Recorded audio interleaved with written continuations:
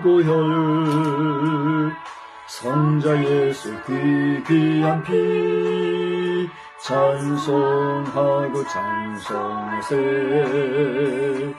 주님 앞을 멀리 떠나 길을 잃고 헤맬 때에 나의 뒤를 따라오사 친히 구원하도다.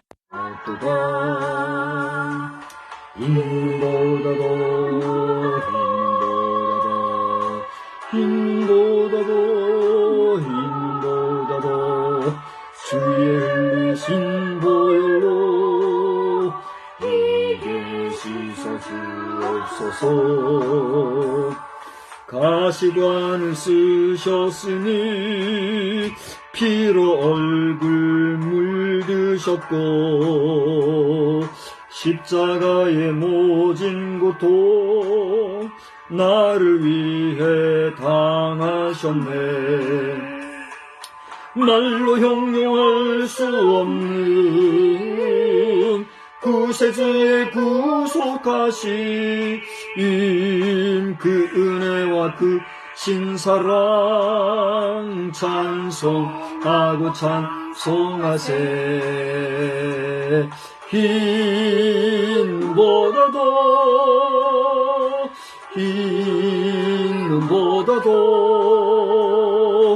주의 흘리신 보혈로 이게 씻어 주옵소서.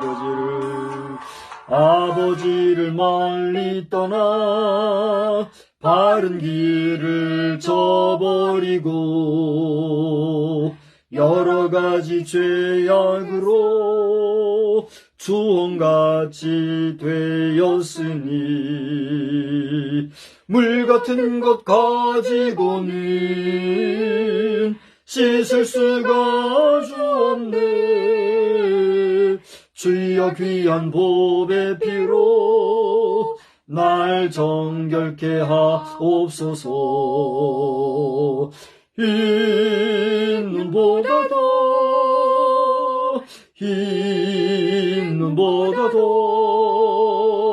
주의 흘리신 보혈로 이게 씻어 주옵소서. 아멘. 전능하사 천지를 만드신 하나님 아버지를 내가 믿사오며 그의 아들 우리 주 예수 그리스도를 믿사오니 이는 성령으로 잉태하사 동정녀 마리아에게 나시고 본디오 빌라도에게 고난을 받으사 십자가에 못 박혀 죽으시고 장사한 지 사흘 만에 죽은 자 가운데서 다시 살아나시며 하늘에 오르사 전능하신 하나님 우편에 앉아 계시다가 저리로서 산 자와 죽은 자를 심판하러 오시리라. 성령을 믿사오며 거룩한 공예와 성도가 서로 교통하는 것과 죄를 사하여 주시는 것과 몸이 다시 사는 것과 영원히 사는 것을 믿사옵나이다. 아멘. 우리 찬송가 262장 부르겠습니다. 262장을 부르시고 오늘은 합심해서 한번 기도하겠어요. 262장. 날 구원하신 예수님 영원히 찬송하겠네.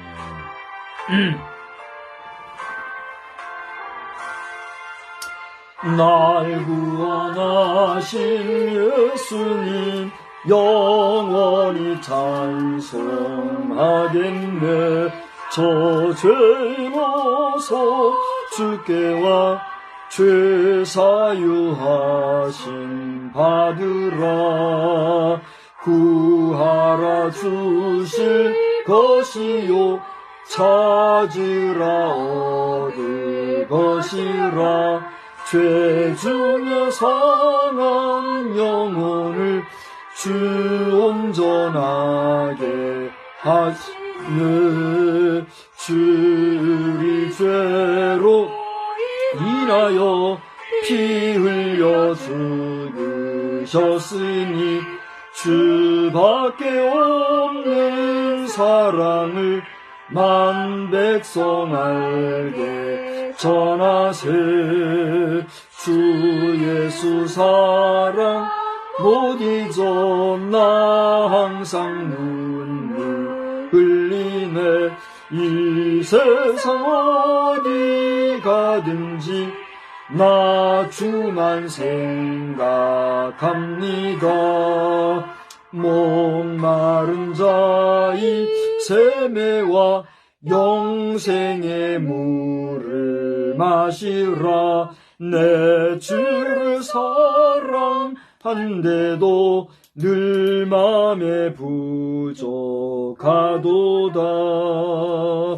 귀하신 하나님, 이 저녁 시간에도 주님 앞에 머리 숙여 기도하고 또 제단을 쌓고 찬양하며 예배할 수 있는 은혜를 주신 것 감사합니다. 우리가 살다 보면 주님 앞에 드리는 제사가 형식적이고 또 습관적이고 늘 따라 행하는 그런 답습하는 그런 예배가 될 수 있겠기에 늘 조심하고 주의하는 심정으로 주님 앞에 입성하는 말씀입니다.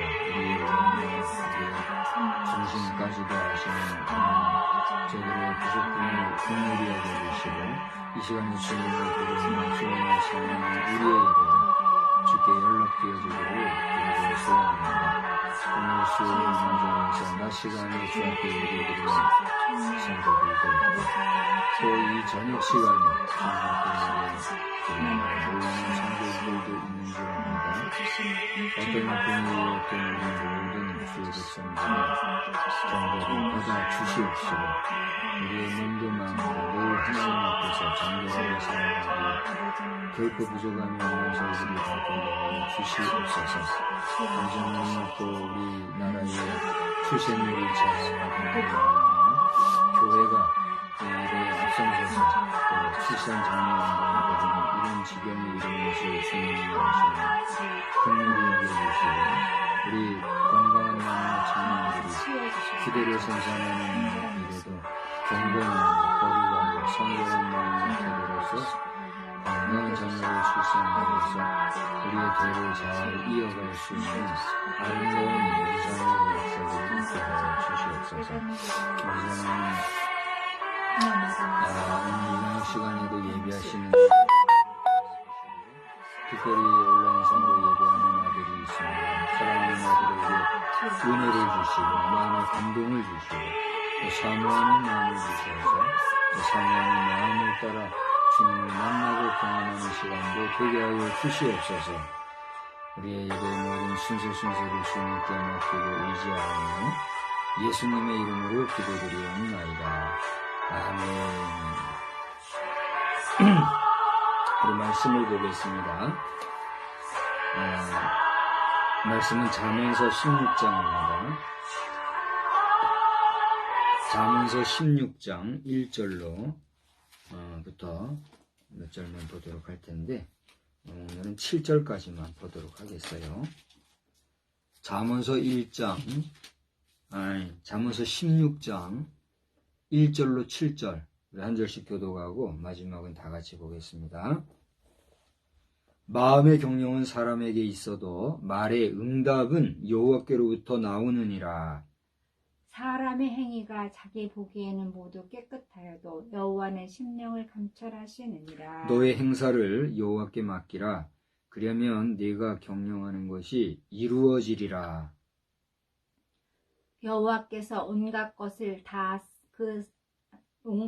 그 쓰임에 적당하게 지으셨나니 악인도 악한 날에 적당하게 하셨느니라. 무릇 마음이 교만한 자를 여호와께서 미워하시나니 피차 손을 잡을지라도 벌을 면하지 못하리라. 인자와 진리로 인하여 죄악이 속하게 되고 여호와를 경외함으로 말미암아 악에서 떠나게 되느니라. 다 같이요. 사람의 행위가 여호와를 기쁘시게 하면 그 사람의 원수라도 그와 더불어 화목하게 하시느니라. 아멘. 우리 방금 찬송가 262장을 불렀죠? 우리 262장 우리 마지막 절을 부르겠습니다. 목마른 자 이 샘에 나와 목마른 자 이 샘에와 영생의 물을 마시라. 내 주를 사랑한데도 늘 맘에 부족하도다. 아멘. 오늘 이 밤에도 하나님의 놀라우신 은혜가 주의 이름을 부르는 우리 모두에게 큰 은혜로 함께 하시기를 우리 주님의 이름으로 축복합니다. 저는 오늘 하나님의 모든 작정하심, 이런 제목으로 말씀을 전하고자 해요. 사실은 33절 전체까지를 다 읽을까 생각을 하다가 상당히 긴 절이고 또 시간을 좀 제가 마음껏 쓰고 제한하고 이런 부분을 생각해서 7절까지만 보았어요. 7절까지만 보았는데 이 내용에서 사실 33절에 나오는 내용까지를 생각을 하시면서 유념하시면서 함께 은혜가 되시기를 바라고 33절 다 같이 한 번만 읽어보겠습니다. 시작. 제비는 사람이 뽑으나 모든 일을 작정하기는 여호와께 있느니라. 아멘. 제비를 뽑는다고 하는 게 무슨 말이에요? 제비를 뽑는다. 우리가 어떤 안건을 성사시키거나 어떤 모의를 하는 것을 이루기 위하여서는 그것을 요즘 말로 하면 투표라고나 할까요? 투표하는 형식 중에서 여러 사람이 임의로 어떤 걸 하나 선택해서 그 당첨 여부를 가지고 일을 도모해가는 일. 이 제비뽑기라 그러잖아요. 여러분 해보셨잖아요. 그렇게 제비는 사람이 뽑지만 그것의 당락을 결정하시는 분은 누구다? 하나님이다라고 오늘 성경이 우리에게 얘기하고 있어요. 다시 말하면 우리가 일상생활 속에서 제비를 뽑고 어떤 사람을 선택하거나 어떤 일을 결정하는 이 모든 일 하나하나가 다 하나님이 결정하시고 개입한다. 이런 의미가 아니라 하나님의 일을 하심에 있어서 하나님의 사람이나 하나님의 일은 누가 작정하신다는 거예요? 하나님이 작정하시고 계획하시고 섭리 중에 이끌어 가신다 라고 하는 사실이에요. 그러한 의미에서 여러분이나 저나 오늘 우리 모두가 하나님 앞에서 어떠한 그릇으로, 어떠한 도구로, 어떠한 사람으로 쓰임을 받는가 라고 하는 것은 사람들과의 관계성 속에서 사람들에 의해서 세워짐도 중요하겠지만 그보다 더 중요한 것이 누구에게 우리의 쓰임받는 가치나 의미가 있다는 거예요. 그렇습니다. 하나님께서 우리를 어떻게 사용하시는가에 따라서 우리의 삶은 정말 배역으로 치자면 좋은 배역이 될 수도 있고 또 어떤 배역이 될 수도 있을까요? 악역이 될 수도 있는 거죠. 그래서 오늘 우리가 7절까지 읽었었는데 4절에 보니까 한번 다 같이 읽어봐요. 여호와께서 온갖 것을 그 쓰임에 적당하게 지으셨나니 그 다음 뭐요? 악인도 악한 날에 적당하게 하셨느니라 그랬어요. 그래서 우리가 하나님 앞에서 악인이 될지 의인이 될지의 여부에 대해서는 우리가 함부로 말할 수 있어요, 없어요? 누구든지 장담할 수 있어요, 없어요?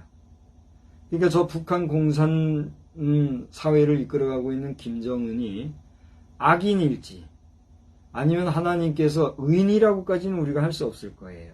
왜냐하면 의인이라고 하면 그래도 많은 사람들이 의롭다고 인정을 해줄 때 그게 최소한의 의인의 가치가 있고 의미가 있지, 많은 사람들에게 지탄받는 자를 의인이라고 할 수는 없을 거예요. 그죠? 그런 의미에서 의인이라고까지는 말하지 못하겠지만 함부로 그를 일컬어서 악인이라고 할 수는 있어요, 없어요? 있어요? 제가 이렇게 얘기하면 저도 촉발이 되나요? 저도 종북주의자가 되는 건가요? 그런 건 아니죠. 저도 김정은이 회개하지 아니하고 지금과 같이 오만하게 나가면 반드시 그 사람은 혈의 누, 그리고 그 자신이 피바다가 되는 꼴을 보게 될 것이다. 그러니까 그 일이 없게 되기 위해서라도 사랑하는 처자 데리고 중국 땅은 너무 시끄러우니까 좀 그렇고 러시아 쪽으로 가시기 바란다. 내가 이렇게 늘 얘기하는 거예요.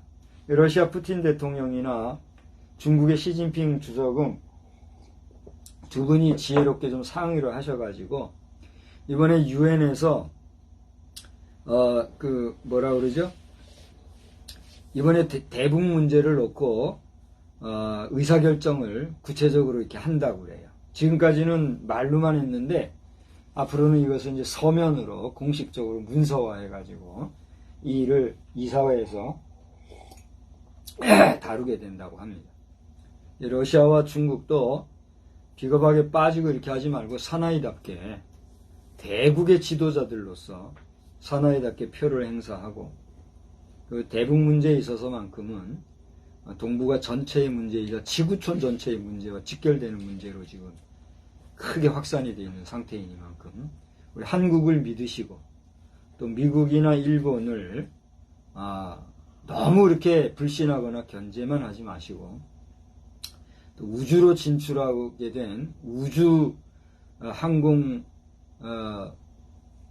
국가들로서 정말 자신감 있게 이렇게 나서면 좋겠다 하는 말씀을 드립니다. 이것은 목사가 주제넘게 내 의견으로 고한다기보다는 우리 지구의 현실을 놓고 지구에 흘러가는 상황을 놓고 볼 때 이러한 정도의 국제적인 문제를 이야기할 수 있는 그러한 지혜나 지식을 또 하나님께서 주셨다라고 확신을 하고 제가 정치인이나 무슨 대단한 능력이 있는 인사는 아니지만 부족하나마 기도하는 사람의 입장에서 중국이나 러시아는 대국이잖아요.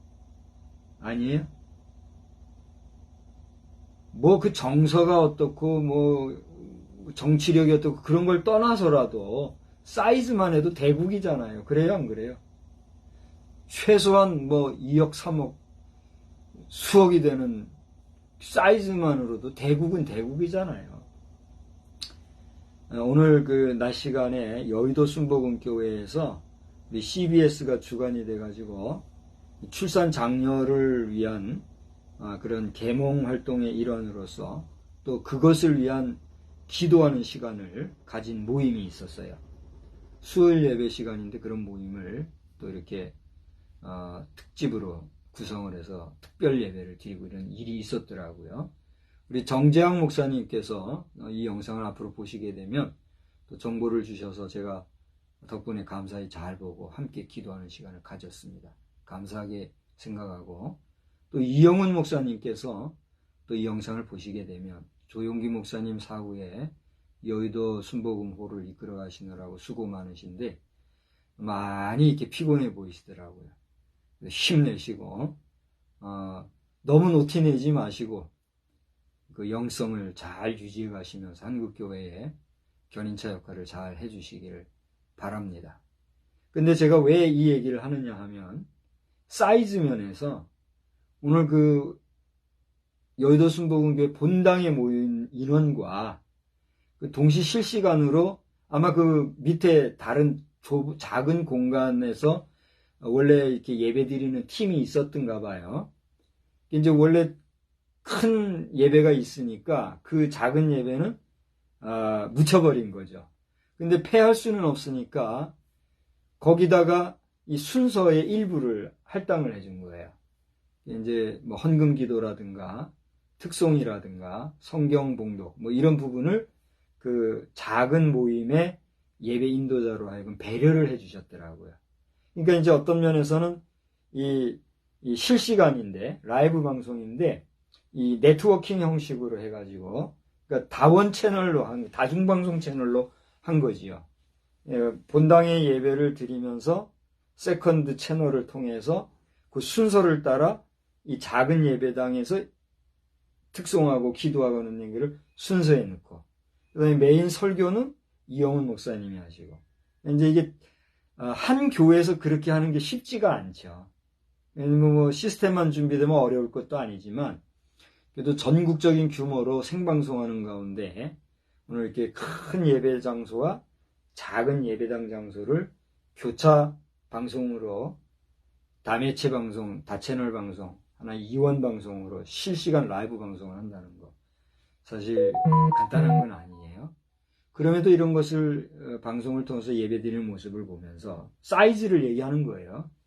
큰 사이즈에는 그냥 보기만 해도 은혜가 되는 것 같아요. 찬송을 한다든가 목사님이 기도하신다든가 또 그 앞에 강단 위에 여러 목사님들이 올라서 다 자리하고 앉아가지고 있는 이런 모습들. 그 자체만으로도 벌써 힘이 넘치고 이 파워적인 면에서는 이 작은 이 예배 현장과는 차이가 날까요, 안 날까요? 차이가 날 수밖에 없어요. 그러니까 이 사이즈가 크고 작은 데 따라서 어떻게 보면 영적 능력이라든가 또 예배 형식에서 오는 장중함이라든가 차이가 나더란 얘기예요. 이 까닭에 여기 러시아나 중국이 대국이라고 말하는 이 표현은 그저 립 서비스를 하는 게 아니라 현실을 얘기하는 거예요. 그래요, 안 그래요?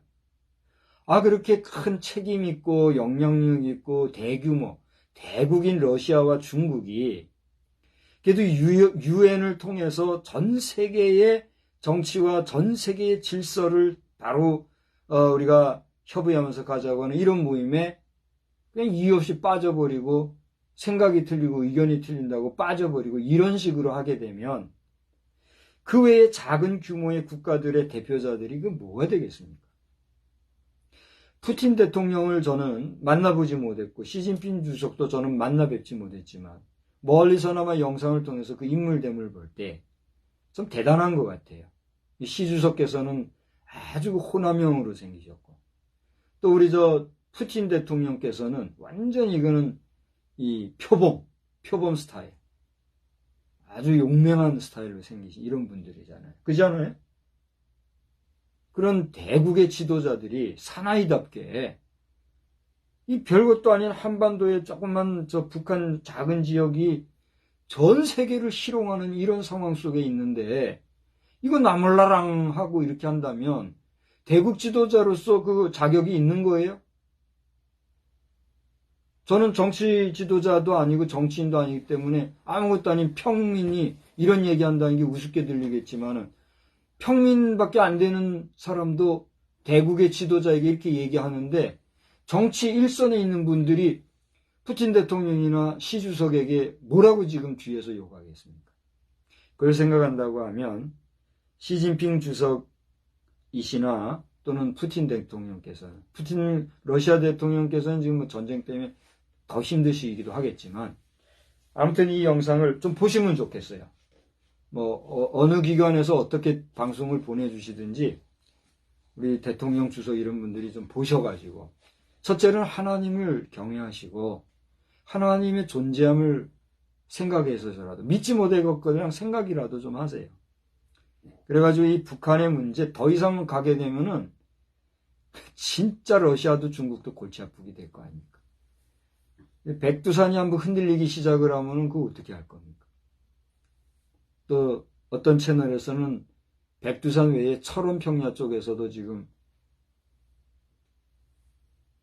지질학적으로 위험 수위가 있다고 이런 얘기하는 분들도 계신데 북한 지역에 이 지정학적인 문제만이 아니라 지질학적인 문제에 있어서도 상당히 민감하게 우리가 다뤄야 되는 거 아닙니까? 더 시간이 오래 가기 전에 두 대국에서는 미국이나 우리 한국이나 또 일본도 앞으로는 제국주의식이나 군국주의로 갈 나라는 아니라고 봅니다. 그 나라 자체가 불안하잖아요. 그러니까 일본 국민들도 일본의 지금 총리가 누구시죠? 제가 일본어에 서툴러서 죄송합니다. 일본의 지금 얼굴은 떠오르는데 총리 성함을 모르겠습니다만 총리를 비롯해서 일본 국민들 더 이상은 저 옛날 군국적 제국주의 의식을 가지지는 않으리라고 보거니와 한미일에 대해서 러시아와 중국이 믿어주셔야 합니다. 그렇지 않습니까? 뭐 이 나라들이 뭐 무슨 억하심정이 있어서 대륙 진출하겠다고 군사력을 키우겠어요. 그렇지 않아요?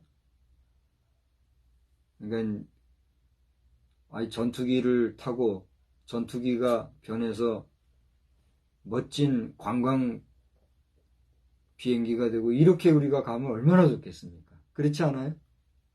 예? 시진핑 주석이시나 저 푸틴 대통령께서는 각종 전투기를 관광 상품화 좀 하셔서 한미일, 러시아, 중국 할 거 없이 우리 이쪽 동남아 지역권까지 모든 국가들이, 유럽도 마찬가지죠. 전투기 같은 거를 타고 여행을 하고 탱크 같은 거 타고 공동체 게임하고, 그래서 뭐 사탕 따먹기, 그죠? 뭐 과자 따먹기 이런 게임하는 도구로 쓰면 얼마나 좋겠어요. 그렇게 우리가 지구촌이 건강해야 우주 진출도 지구의 안정한 그 베이스를 발판해가지고 화성을 가든 명왕성을 가든 뭐 할 거 아니겠어요? 근데 지구가 그냥 시끄럽고 불안하면은 우주 진출이 제대로 되겠습니까? 지금 현재 2022년 11월 23일 19시 13분 현재도 말이죠. 우리 한국의 다누리호죠? 다누리호는 지구 궤도에 지금 오기 위해서 한참 달리고 있을 테고. 지금 아르테미스 프로젝트, 그거에 따라서 아르테미스 1호는 지금 벌써 달 궤도에 지금 간 것 같아요. 사진도 보내고 이렇게 하는데. 이렇게 우주를 진출했는데 지금 좀 교만하게 조금 깨우쳤다고 말이죠. 핵을 가지고 무기화해가지고 온 세계를 이렇게 시끄럽게 하는 사람들, 그거 그냥 둬서 되겠느냐 말이에요. 김정은 씨도 빨리 회개하고 정신 차리고, 그 아버지하고 할아버지 때 잘못 생각했던 거는 당신 때에 바로 잡으려고 해야지, 그거만 붙잡고 늘어지는, 당신은 제명에 못 가는 걸 알고 이제라도 회개하고 국제사회 앞에서 사이좋게 지내려고 하고 해야지, 끝까지 대한민국 물고 늘어지고 빨아먹고 뺏어 먹으려고 하면 당신은 진짜 제명에 못 가는 거예요. 어디다 대고 말이야, 여아를, 자기 딸을 데리고,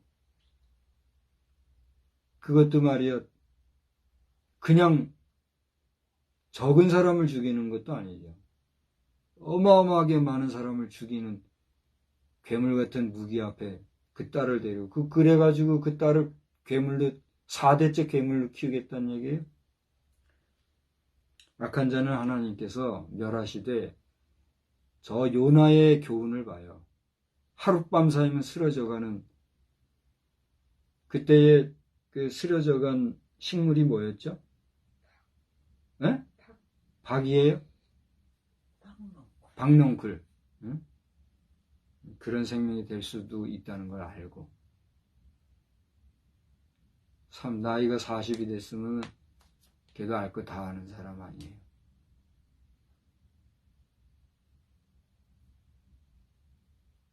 인생사를 알고 세계 돌아가는 걸 알고 해야지, 하나님 무서운 줄 모르고 그렇게 나가든 순식간에 끝납니다. 그 주변에 간신배들이 문제인데, 간신배들도 좀 정신 차리고 간신배지 진화하고 그렇게 하지 말고 당신들 정신 차리고 회개하고 새 사람 되기를 바래요. 아무튼 오늘 하나님이 모든 일을 작정하신다고 했는데, 오늘 16장 1절을 보니까 마음의 경영은 사람에게 있어도 그 말의 응답은 여호와께로부터 난다. 우리가 무슨 계획을 해도 그 일을 이루시는 이는 하나님이다 이거죠. 그래서 오늘 본문 속에서 이 반복해서 나오는 절수가 있어요. 그 방금 말씀드렸던 1절, 마음의 경영이라는 겁니다. 그 다음에 3절 보세요. 3절에도 보면 너의 행사를 여호와께 맡겨라. 그리하면 네가 경영하는 것이 이루어지리라 그랬어요. 그러니까 이 경영이라고 하는 단어가 지금 반복해서 오늘 16장에 나오고 있다는 얘기예요. 경영이라는 게 뭡니까? 경영이라는 것은 말 그대로 운영한다, 이끈다, 어떤 걸 리드한다, 어떤 걸 갖다가 자기 계획에 따라서 통솔해 간다. 이게 경영한다는 거 아니겠어요? 근데 오늘 1절에 뭐라고 그랬어요? 경영이 사람에게 있지만 그 응답은 여호와께로부터 만난다 그랬죠. 3절에도 너의 행사를 여호와께 맡겨라. 그리하면 내가 경영하는 것이 이루어지라. 이렇게 얘기했어요. 그러니까 1절과 3절에 나오는 경영의 개념을 우리가 냉철하게 분석을 해보자고 하면 1절에 나오는 내용은 뭐예요? 자기 중심의 경영을 하려 한다 할지라도 그 경영의 실제 주도권이 누구에게 있다는 거예요? 하나님께 있다는 거예요. 3절의 내용은 뭐예요? 내 모든 경영을, 내 모든 주도권을 누구에게 맡기라는 거예요? 여호와께 맡기라는 거예요. 자, 여기서 차이를 느끼십니까? 1절에 나오는 내용은 절 보세요. 내가 어떤 경영 주도권을 가지려고 하는 그런 상황이에요. 3절의 상황은 뭐예요? 내게 있는 그 경영의 모든 권한을 주께 먼저 의지하는. 그러니까 내 자아 우선의 경영권이냐, 내가 할 수 있는 경영조차도 하나님께 먼저 맡겨 의뢰하는 경영의식이냐. 여기에 따라 전자나 후자나 모든 경영의 주도권이 누구에게 있다는 거예요.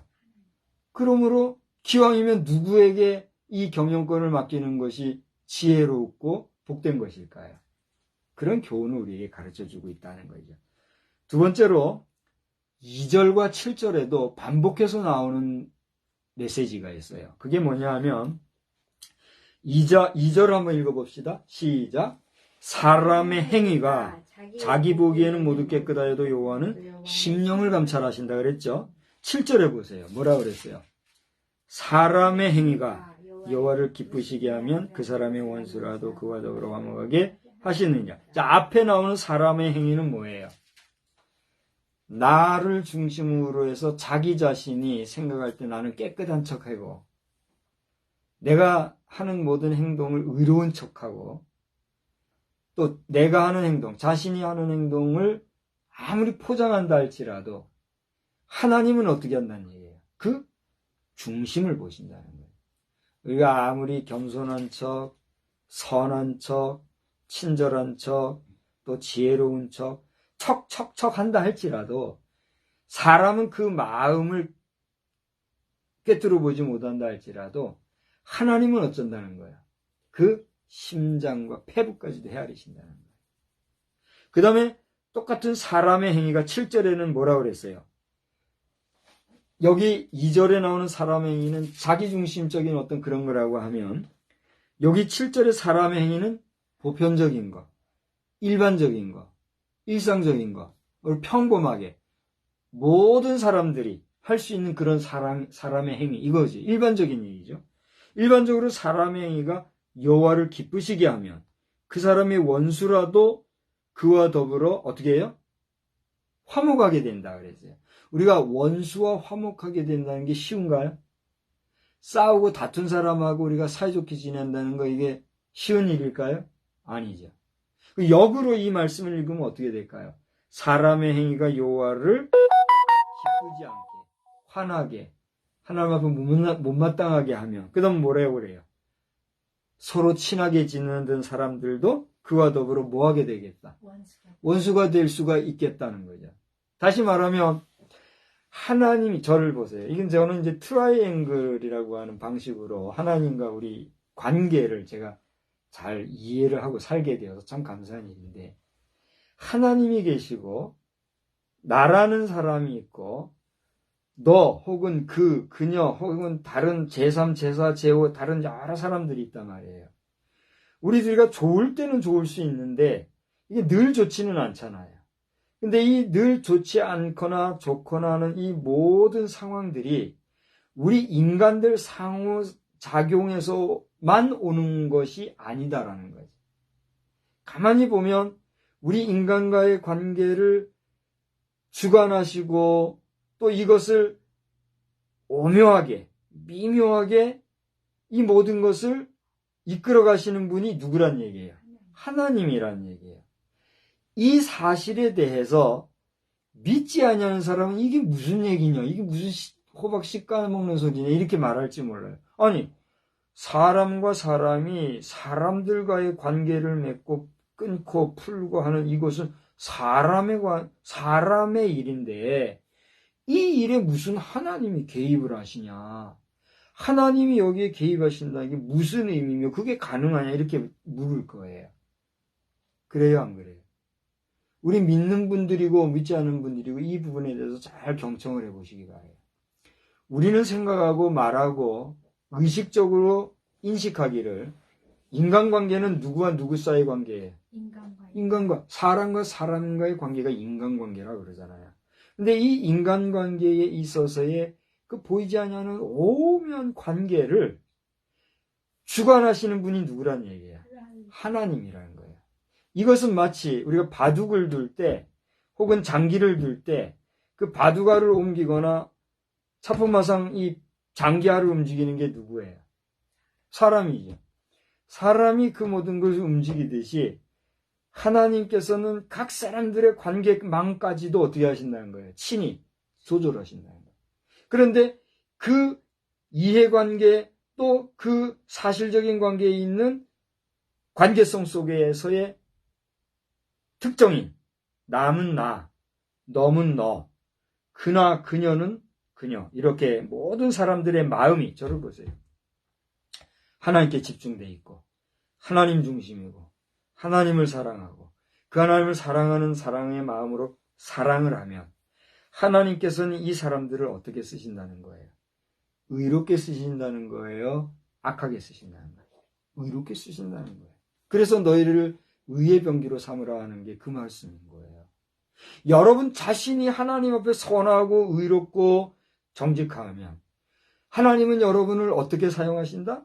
의로운 병기, 의로운 그릇, 좋은 그릇으로 사용하신다는 거예요. 그러나 그런 척 하면서 각자의 마음이 더럽고 각자의 마음이 하나님을 경외하지 아니하고 그 마음에 사랑이 없이 그냥 표면적으로만 그런 척 하면서 속으로는 더러운 생활을 하면 사람은 아닌 것 같으나 그 모든 것을 보시는 분이 누구니까? 하나님이니까. 이 더러워진 존재는 어떻게 쓰신다는 거예요? 악하게, 더럽게 쓸 수밖에 없다는 거예요. 똥그릇이 더러운 것은 누구나 알지만 그 더러운 똥그릇이라도 있어야 무엇에 써요? 똥그릇으로 쓰는 거예요. 그래요, 안 그래요? 그러니까 똥그릇으로 쓰임을 받느냐, 금그릇으로 쓰임을 받느냐라고 하는 것은 내가 깨끗하냐, 깨끗하지 아니하느냐에 따라서 어떻게 돼요? 그 사용하는 자의 손에 달린 거란 말이죠. 그래서 아까 잠깐 읽었습니다마는 4절을 보니까 뭐라 그랬어요? 핵심적으로. 여호와께서 온갖 것을, 모든 삼라만상을 그 쓰임에 적당하게 지으셨으니 악인도 악한 날에 적당하게 하셨느냐. 당신이 악한 날 악하게 쓰임을 받을 사람이냐 아니면 하나님이 좋은 날 좋은 그릇으로 쓰게 될 것이냐라고 하는 것은 누구에 달렸던 거예요? 하나님. 궁극적으로는 하나님께 달렸지요. 근데 그 궁극적으로 쓰시는 하나님의 마음에 합당하게 되기 위해서는 내가 어떻게 해야 돼요? 늘 깨끗하게 준비가 되어 있어야 된다. 할렐루야. 여러분, 그릇이나 모든 만들어진 문물들은 자기 자신을 스스로 깨끗하게 할 수 있어요, 없어요? 얘기해 보세요. 여기 그릇이 있어요. 이 그릇이 나 깨끗하게 준비하고 있어야 나는 항상 깨끗한 물을 담을 수 있어. 그래 나는 깨끗해야 돼 하면서 지가 혼자 스스로 샤워도 하고 할 수 있어요? 안 돼요. 그죠? 인간이 만든 최고의 작품들 가운데 요즘 계속 진보하는 로봇이 있죠. 로봇이 언젠가는 자기의식을 가지고 자기 스스로 그렇게 스스로를 클리닝할 수 있는 가능성이 있을 수는 있을지 몰라도, 그죠? 그것도 입력된 프로그램이 에러가 나면 가능해요, 안 가능해요? 불가능하죠. 근데 인간은 어때요? 말씀을 나누다 보니까 인간도 에러가 나면은 죄악에 빠질 수도 있는 것 같은데, 어쨌건지 간에 우리 인간은 어때요? 의지의 자유를 하나님이 기본으로 주셨기 까닭에 내가 더러운 삶을 선택할 것이냐, 깨끗한 삶을 선택할 것이냐, 내가 거룩한 삶을 선택할 것이냐, 악한 삶을 선택할 것이냐라고 하는 것은 누구에 있어요? 자신의 주권에 있잖아요. 자기의 자유의지에 있잖아요. 그러므로 그 자유의지를 주신 하나님의 의지 안에서의 자기 선택권을 따라 악한 자는 악하게, 선한 자는 선하게 쓰시는 것이 하나님의 뜻이라고 하는 성경이 얘기하고 있다는 거죠. 할렐루야. 여러분은 악한 날에 악하게 쓰임받는 자가 되지 말고 주의 거룩한 날에 거룩한 의인의 그릇으로 쓰임받는 복된 심령들 다 되기를 주의 이름으로 축복합니다. 두 가지를 얘기했습니다. 오늘 경영이라는 말이 반복해서 나왔고 또 그 사람의 행위라는 게 지금 반복해서 나왔기 때문에 이걸 가지고 여러분 앞에 하나 큰 테마로 말씀을 드렸어요. 두 번째로는 오늘 본문에 보면 대꾸적인 내용이 나오고 있는 걸 보여요. 대꾸라는 게 뭐예요? 대꾸. 우리 국어 문법에서 대꾸법이라는 게 있죠. 막 구구절절 설명은 안 하려고 합니다. 우리 중학생들도 대꾸법 다 아시죠? 예, 대꾸법. 그 대꾸적인 내용이 나오는데 12절을 보세요. 12절을 보면 악을 행하는 것은 뭐라고 그랬어요? 왕들이 미워할 것이다 그랬어요. 근데 17절을 보세요. 17절은 뭐라고 했어요? 악을 떠나는 것은 정직한 사람의 대로다. 대꾸적이에요? 대꾸적이지 않아요? 대꾸적이죠. 여기 12절은 악을 행한다는 건 뭐예요? 악의 편에 서는 것이고 악을 즐기는 것이고 악을 수용하는 것이고 악을 긍정하는 삶인 거예요. 더러운 거죠. 그죠? 그런 사람에 대해서는 누가 미워한다고요? 왕들이 미워한다고 그랬어요. 이는 그 보좌가 공의로 말미암아 굳게 섬이니라. 여러분, 한 나라의 국왕이라고 할 것 같으면 그 백성을 다스림에 있어서 기본적으로 마인드가 뭐가 서 있어야 돼요? 공의로운 마음이, 정의로운 마음이 있어야 되겠죠. 그런데 앞불사, 유감스럽게도 그렇지 못한 자들이 다스리는 국가는 어떻게 돼요? 망하게 되는 거예요. 백성이 가난하게 되고 문화적으로나 도덕적으로나 윤리적으로나 모든 부분에서 뭐가 돼요? 후진 국가가 되는 거란 말이에요. 우리 한반도 땅에도 그런 역사가 있었잖아요. 왕이 실정을 하고 왕이 악하고 왕이 무지하고 왕이 무식하고 왕이 백성을 위하지 않으면 그 시대의 백성들은 어떻게 됐어요? 도탄에 빠지고 굶고 배고프고 험악해지는 꼴을 본 거 아니에요? 그러나 왕이 공직하고 의롭고 정말 정신을 가지고 바른 정치를 할 때의 그 시대의 나라는 어떻게 해요? 태평하고 국태민안한 그런 역사를 우리는 일반 역사에도 보지 않아요. 오늘 그걸 얘기하는 거예요. 악을 행하는 것은 왕들이 미워할 바니 사실은 왕은 악을 어떻게 해야 돼요? 미워해야 된다 이거예요. 그런데 여기 17절을 보니까 한술 더 떠서 악을 떠나는 것은 뭐예요? 정직한 사람의 대로다. 자기의 길을 지키는 자는 자기의 영혼을 보전. 여기에 더 설명이 있어요? 필요해요? 안 해요? 필요하지 않죠? 그러니까 우리가 악을 떠나는 삶과 악을 행하는 삶은 대비가 돼야 안 돼요. 대꾸가 돼야 안 돼요. 우리는 어떠한 삶을 사는 것이 개인적으로나 국가적으로나 우리 공동체적으로 필요할까요? 그것은 두말하면 잔소리일 겁니다. 다시 말하면 오늘 말씀에서 핵심은 뭐냐면 이 대꾸가 되는 악을 행하는 것과 악을 떠나는 것, 이러한 반대적인 개념의 삶을 우리가 염두에 두고 살면서 개인적으로는 나 자신이, 그리고 우리가 공동체적으로는 이웃이나 사회적으로나 국가적으로나 우리 지구라고 하는 행성 자체도 어떻게 해야 돼요? 악을 행하기보다 떠나는 그러한 인류가 될 때 하나님의 진노의 심판을 당하지 않게 될 줄 믿습니다. 저는 그래요. 우리 예수님이 재림에 대해서 말씀하시고 종말을 말씀하시고 최후 심판을 말씀하신 것은 말씀의 해석의 결론은 내가 그렇게 하겠다라고 돼 있으니까 말씀 그대로 받아들여야죠. 언젠가는 그렇게 종말이 오겠죠. 제가 작년도, 그러니까 2021년도죠. 여러분 저의 설교를 한 영상을 찾아보십시오. 2021년도 추수감사절, 그 저녁 예배 시간에 그 루스드라 지역의 전도인가요? 그 전도에 대한 설교를 제가 한 게 있더라고요. 거기에 내용을 여러분 참고해 보시면은 귀한 내용이 나오는데, 이 모든 세상에 우리 생명이나 우리 인생이나 모든 만물은 그 끝이 있다는 거예요. 종말이 있다는 거예요. 그러니까 이 종말이라고 하는 것은 어떤 부정적인 의미에서 종말이 있다. 이걸 뭐 종말을 강조해서 하는 얘기가 아니라, 자, 여기 지금 예쁜 컵이 만들어졌잖아요. 이 컵이 언제 만들어졌는지 뭐죠? 우리 지금 잘 쓰고 있잖아요. 근데 문제는 잘 쓰다 보면 얘 의지나 사용자의 의지와는 무관하게 시간이 가면 갈수록 얘가 어떻게 돼요? 닳게 되거나 더러워지거나 변화가 온단 말이에요. 이건 물리적인 현상이에요. 그래요? 안 그래요? 이건 물상으로서 어쩔 수 없는, 피할 수 없는 진리예요. 그죠? 그러다가 언젠가는 이게 어떻게 돼요? 깨지거나, 뭐, 탈색이 되거나, 뭐, 관심 밖으로 밀려나거나 이런 식으로 돼서 얘 자신에 뭐가 와요? 마지막 종말이 오게 돼 있어요. 그렇지 않아요? 여기 마이크가 있습니다만 이 마이크도 마찬가지예요. 여기 지금 주보 하얀 종이에 프린트를 해가지고 2022년 11월 20일이라고 하는 이 글자가 새겨진 하나의 문서가 됐어요. 이것도 언젠가는 뭐가 돼요? 종말이 와요. 여기 성경책이 이게 지금 제가 좀 시간을 너무 많이 뺐는데 2013년도에 이게 구입을 해가지고 지금까지 쓰고 있어요. 근데 이게 앞으로 뭐 100년이 갈지 200년이 갈지는 모르겠지만 이 책도 언젠가는 어떻게 돼요? 소멸이 되게 돼 있어요. 왜? 그게 물상의 법칙이니까. 그렇지 않아요? 물리의 법칙이고 세상 피조물이 겪는 유한성이라는 거지. 그게 종말이라는 거예요. 그래요, 안 그래요?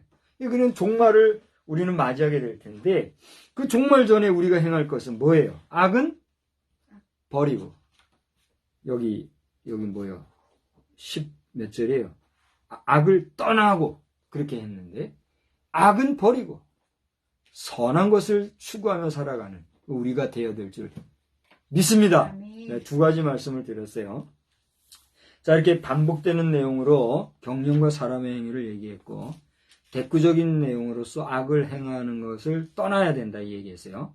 그다음에 세 번째로 오늘 마지막으로 말씀을 드릴 것은 오늘 본문에서는 안 읽었습니다만 잠언서 오늘 16장 26절에서부터 32절까지를 보세요.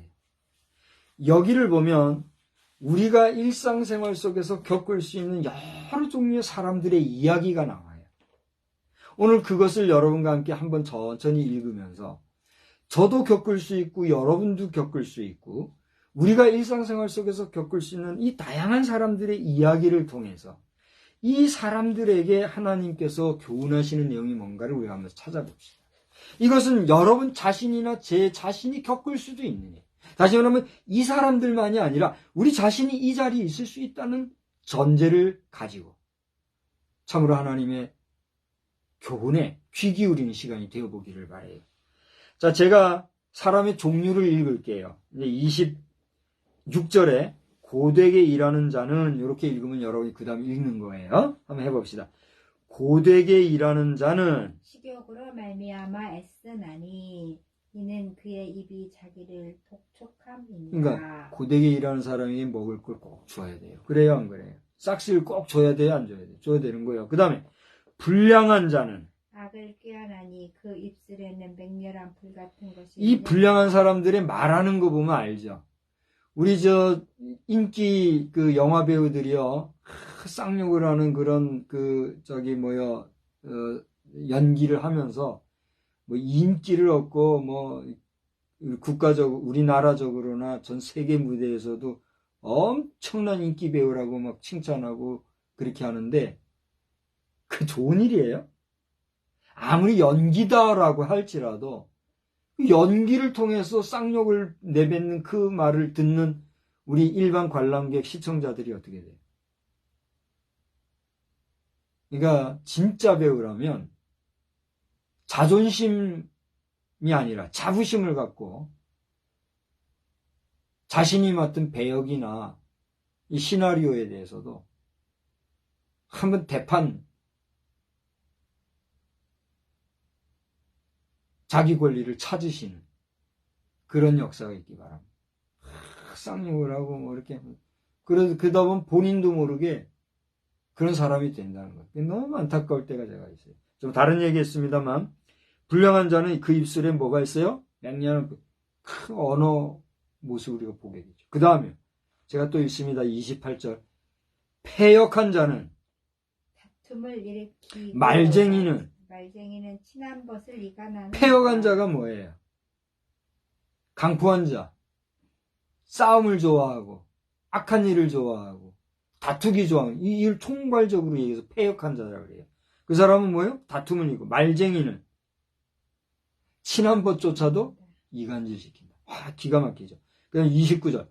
강포한 사람은 그 이웃을 깨어 좋지 아니한 길로 인도하니라. 이런 사람을 만나면 참 어려운 거죠. 그 다음 눈짓을 하는 자는, 패역한 일을 도모하며 입술을 닫는 자는, 악한 일을 이루느니라. 한말도 안 하고 가만히 있는 사람들이 있잖아요. 아, 입이 참 그 사람 무거워. 천만에 만만. 말해야 될 때 말하지 않냐고 입 다물고 있다가 뒤에서 악한 일을 도모하는 자들이 있다. 아, 무서운 거. 이게 더 무서운 거죠. 우리 주변에 그런 사람들이 있을 거예요. 이 영상을 보는 가운데 그렇게 말하지 않으면서 뒤에서 뒷담론하고 악을 도모하는 자들이요. 당신이 그러한 자라면 당신은 그 행악에 걸맞는 반드시 큰 징벌이 있을 것을 알아서 지금 이후로는 그렇게 악한 일을 범하지 않게 되기를 바랍니다. 그 다음에 31절 뭐라고 그랬어요? 백발은 영화의 면류관이라 공의로운 길에서 얻으려. 이 백발이 된다는 게 쉬운 게 아니에요. 우리가 선천적으로나 유전성 질환으로 백발이 되는 경우 있어요, 없어요? 그런 경우도 있지만 여기서 백발이 된다는 건 뭐예요? 자기 수명대로 살고 사람이 건강 중에서 정상적으로 장년, 중년, 노년을 거쳐가면서 자연히 노쇠해질 때에 생기는 성성한 백발. 그건 뭐라고요? 영화의 면류관이라. 공의로운 길에서 얻으리라. 공의가 뭐예요? 여러분 다 아는 내용입니다. 그렇게 건강하게, 정직하게, 의롭게, 바르게 살아가는 자에게 하나님이 주시는 복이 뭐예요? 장수의 복이요. 장수하는 사람들이 얻는 게 뭐예요? 백발이요. 이 백발은 뭐예요? 사실 명예로운 것이다 이거예요. 여러분 백발된 것을 부끄러워할 것이 아니라 백발이 되었다는 것은 그만큼 책임 있는 인생을 살고 있고 살아왔고 앞으로 살아가야 할 것이다 라고 하는 하나님 앞에서의 정말 명예롭고 감사한 것이라는 것을 알아서 우리의 인생, 특별히 노년을 허잡하게 그야말로 인생 쓰레기라는 소리 들어가면서 불편한 존재로 살아가는 것이 아니라 귀하고 존경받고 아름다운 존재로 우리 자녀손들과 후대와 후손에게 정말 빛된 모범을 보여주면서 살아가는 귀한 어른들의 삶을 살아가길 주님의 이름으로 축복합니다. 얘는 이제 마지막이에요. 32절. 제가 읽을게요. 노하기를 더디하는 자는 용사보다 낫고 자기 마음을 다스리는 자는 성을 빼앗는 자가 나은다. 할렐루야. 아멘.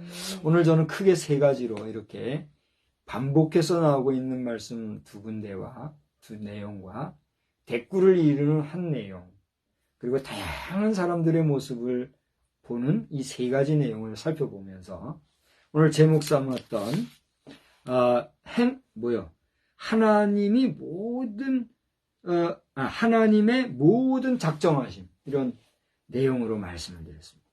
하나님께서는 선악간에 또 지혜와 총명과 명철과 악하고 의로움 간에 남녀노소를 물어나고 모든 인생을 당신의 작정하심과 계획과 섭리 중에 운영하신다고 하는 사실. 왜 그럴까요? 왜 그게 가능할까요? 하나님은 누구며 우리 인간은 무엇이기 때문에 하나님은 창조주시오. 우리는 피조물 인간이기 때문에 그것이 가능하다는 사실. 여러분 긍정하시고 인정하시고 받아들이시고 그렇다고 수동적으로 운명적으로 그저 노예근성으로 살라는 것이 아니라 그 원리를 알아서 하나님 앞에서 우리가 의롭게 공직하게 선하게 성결하게 거룩하게 아름답게 가치 있게 쓰임받는 인생으로 범사에 승리하시는 하나님의 작정 하나님의 계획 중에서 소중히 여김을 받으시는 우리 모두의 인생이 되기를 우리 주님의 이름으로 축복합니다. 아멘. 하나님 아버지, 오늘도 하나님이 모든 인생을 작정하시는 그 이야기를 오늘 잠언서를 통해서 살펴보았습니다. 작게는 우리 자신, 자아와 더 나아가 우리 가족과 가정과 이웃과 사회와 국가와, 크게는 우리 지구촌 행성이라고 하는 이 80억 인구 모든 인류를 향하신 하나님의 뜻과 계획과 섭리 중에 우리가 악한 존재로 쓰임받지 아니하고 의롭고 선하고 또 귀하게 쓰임받는 깨끗하고 복된 그릇이 되게 하여 주시옵소서. 이를 위해서는 하나님의 작정하심도 있겠으나 우리에게 주신 자유의지대로 우리 자신을 스스로 돌아보아 정결케 하며 스스로 돌아보아 성결하게 하는 삶을 살 때 그렇게 깨끗하게 준비된 우리를 사용하실 하나님은 악인이 아니라 선인으로 의인으로 사용하실 줄 믿사오니 주여, 연약하고 유한한 저희들을 오늘도 붙잡으시고 내일도 붙잡으시어서 마지막 주님 앞에 서는 날까지 의로운 자의 자리에 있게 하여 주옵소서. 예수님의 이름으로 기도드리옵나이다. 아멘. 우리 263장을 부르시고 패하겠습니다. 우리 함께 예배드리는 우리 아들 반갑게 여기고 건강 잘 관리하고 추위 잘 대비하시기 바랍니다. 이 세상 험하고 나 비록 약하나 늘 기도 힘쓰면 큰 권능 얻겠네. 아멘. 주의 은혜로 대속하여서 피와 같이 붉은 죄 눈같이 희겠네. 주님의 권능을 한없이 크오니 돌 같은 내 마음 건너겨 주소서. 주의 은혜로 대속받아서 피와 같이 붉은 죄 눈같이 희겠네. 내 맘이 약하여 늘 넘어지오니 주 예수 힘주사 굳세게 하소서. 아멘. 주의 은혜로 대속받아서 피와 같이 붉은 죄 눈같이 희겠네. 죄사함 받은 후 새 사람 되어서 주 앞에 서는 날 늘 찬송하겠네.